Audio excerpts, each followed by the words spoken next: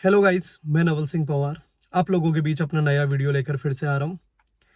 तो जैसा कि आप सब लोग जानते हो, दिवाली अभी करीब है और कुछ ही दिनों में हमारी दिवाली की छुट्टियां आने भी वाली है। तो कहीं अलग अलग प्लेटफॉर्म पे मुझे कई सारे स्टूडेंट्स के मैसेज आ रहे हैं और डायरेक्टली भी जो स्टूडेंट मुझसे मिल रहे हैं वो एक चीज़ पूछ रहे हैं, सर अभी दिवाली की छुट्टियां आ रही है तो इन दिवाली की छुट्टियों में हमें क्या करना चाहिए, हमें पढ़ना चाहिए नहीं पढ़ना चाहिए, पढ़ना चाह रहे हैं लेकिन पढ़ने का मन भी नहीं हो रहा है, और अगर हम पढ़ेंगे तो हमें क्या पढ़ना चाहिए, किस तरह से पढ़ना चाहिए, कई सारी चीज़ें।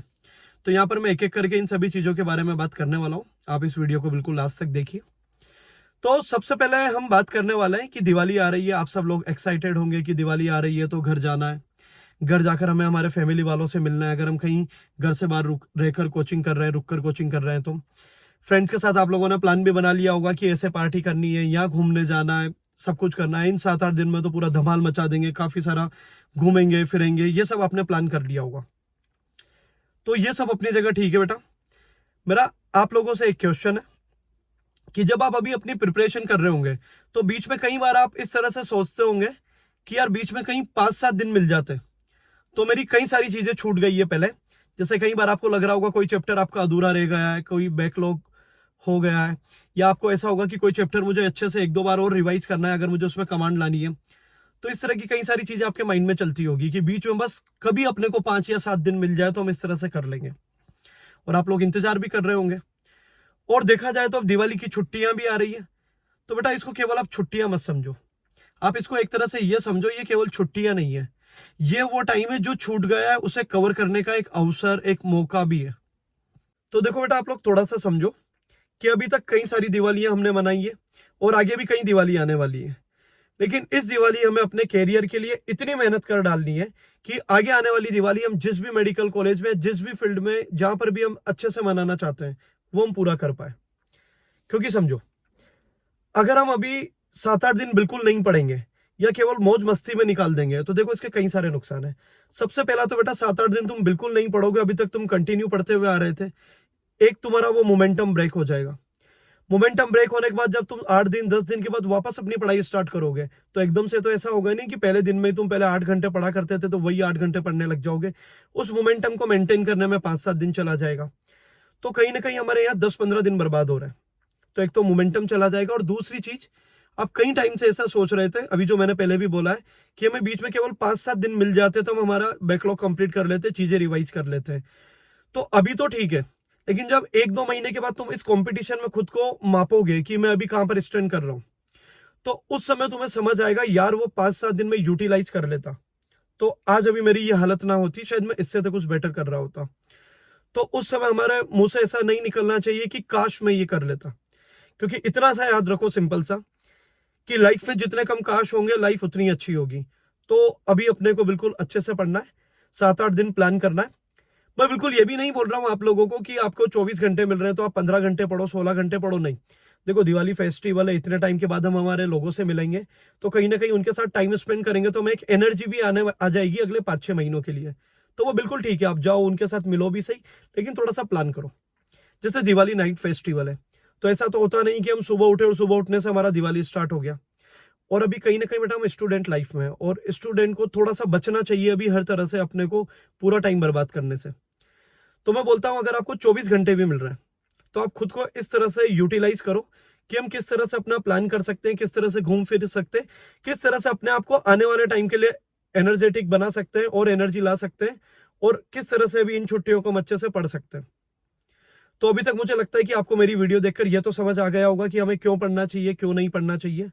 अब हम बात करते हैं कि आगे हमें कैसे पढ़ना चाहिए। तो मैं बोलता हूं बेटा, अगर आप लोग हाईली एनर्जेटिक हो, आपको ऐसा है कि नहीं सर हम तो अच्छे से दिवाली पर पढ़ाई करेंगे, हमारा 8-10-12 घंटे कहीं नहीं जा रहा है, तो आप लोग वो चीजें कंप्लीट करने पर ध्यान देना जो आपकी पीछे पेंडिंग रह गई है।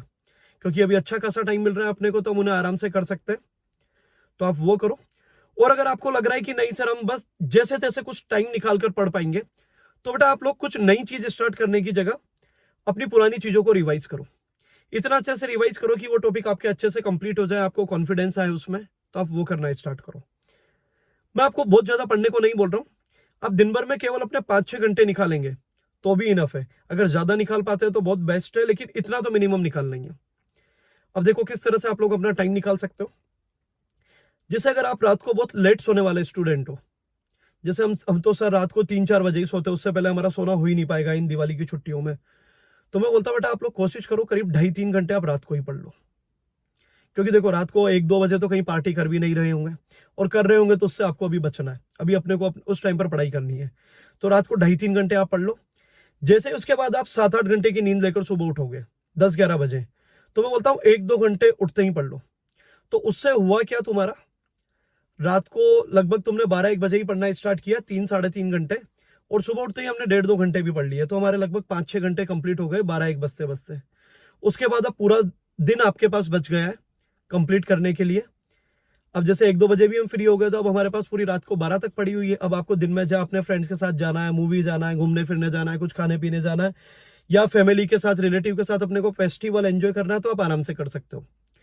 और अगर आपका ऐसा है कि नहीं सर हम सुबह जल्दी उठने वाले स्टूडेंट है, तो भी ठीक है। आप सुबह बेटा अगर 5-6 बजे उठ रहे हो, तो लगातार आप 3-4 घंटे की सिटिंग दो, 10-10:30 बजे तक आपके लगभग 4 घंटे का पढ़ाई कंप्लीट हो जाएगा, स्टडी कंप्लीट हो जाएगा।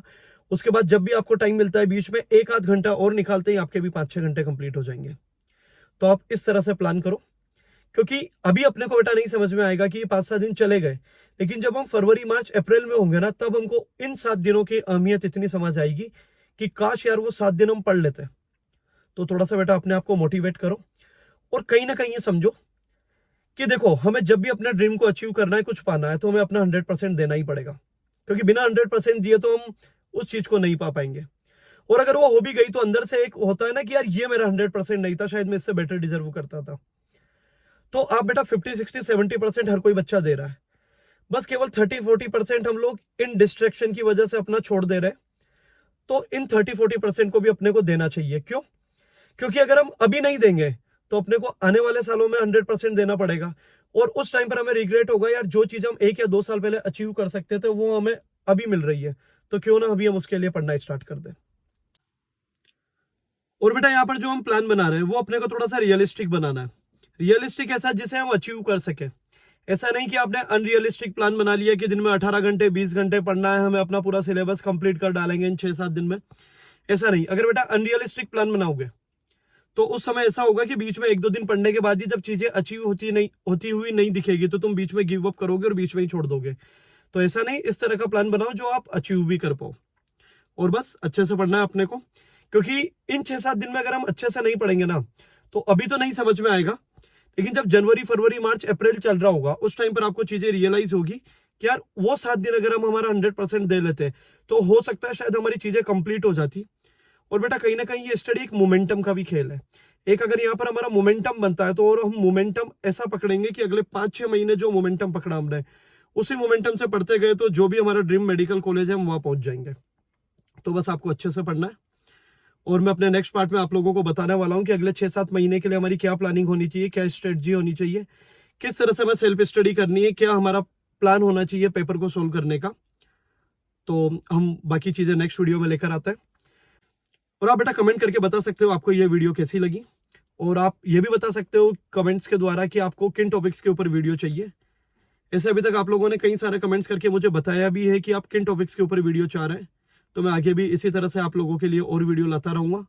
आप मेरे वीडियो को लाइक कीजिए, और इस वीडियो को आप ज़्यादा से ज़्यादा अपने फ्रेंड्स के साथ शेयर कीजिए ताकि उन्हें भी हेल्प मिल सके दिवाली पे किस तरह से पढ़ना है, और चैनल को सब्सक्राइब कीजिए। Thank you.